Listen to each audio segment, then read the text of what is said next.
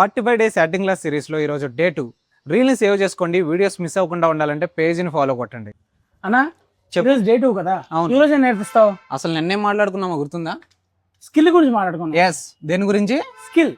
Skill గురించి మాట్లాడుకున్నాం. ఈ రోజు మనం యాక్టింగ్ గురించి మాట్లాడుకుందాం. అసలు వాట్ ఈజ్ యాక్టింగ్? నటన, నటించడం. బట్టలు అంటే బట్టలు, రంగురంగు బట్టలు అట్లా కాదు నాకు. యాక్టింగ్ అంటే ఏంటి? అసలు యాక్టింగ్ అంటే ఒక ఇమాజినరీ ప్రపంచంలోకి వెళ్ళి ట్రూత్ఫుల్గా జీవించటం. ట్రూత్ఫుల్గా జీవించడం అంటే ఏదో అనుకోవద్దు. ఇప్పుడు మనం ఏదో ఒక వేడి వస్తువు ఉంది, దాని మీద చేపెట్టాం, కాలిద్దా లేదా? కాలింది ఎలా చూపిస్తున్నాం? మనం ఇన్సైడ్ ఫీల్ అవుతున్నాం. ఇన్సైడ్ ఫీల్ అయింది అవుట్ సైడ్ కనిపిస్తుంది. నువ్వేం చేయాలంటే ప్రతి ఎమోషన్కి ఇమాజినరీ ప్రపంచంలో నీ ఇన్సైడ్ ఫీల్ అవ్వాలి.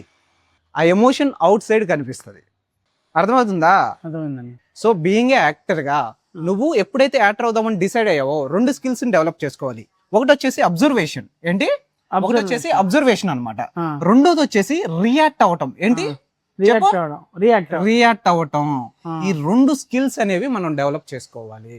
ఎందుకు అబ్జర్వేషన్ ఇంపార్టెంట్ అంటే, మన కోయాక్టర్ ఎవరు, వాళ్ళు ఏం చేస్తున్నారు, ఎక్కడ ఎమోషన్ హై వెళ్తుంది, ఎక్కడ ఎమోషన్ లో అవుతుంది, అసలు వాళ్ళు ఏం చెప్తున్నారు అనేది మనం అబ్జర్వేషన్ చేస్తూ ఉండాలి.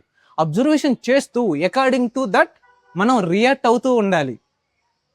బ్రహ్మానందం గారు ఇచ్చిన రియాక్షన్స్ వల్ల మనకు ఎక్కువ నవ్వు వస్తుంది, అవతల వాళ్ళు వేసిన పంచి వల్ల కాదు. అవును, నీకు అబ్జర్వేషన్ చేయటం, రియాక్ట్ అవ్వడం అనేది వస్తే సగం యాక్టింగ్ వచ్చినట్టే.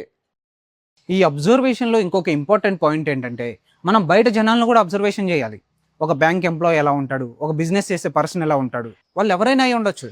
ఈరోజు నువ్వు నాకేం చేస్తావంటే, బయటికి వెళ్ళిపో, ఎవరెవరు ఎలా ఉంటున్నారో అబ్జర్వేషన్ చేయి.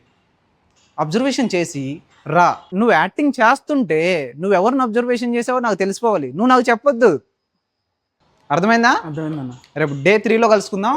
వెళ్ళి అబ్జర్వేషన్ చేసుకొని రా. ఓకేనా? చలో మరి, రేపు డే 3లో కలుసుకుందాం. సరే అన్న, బాయ్. ఓకే.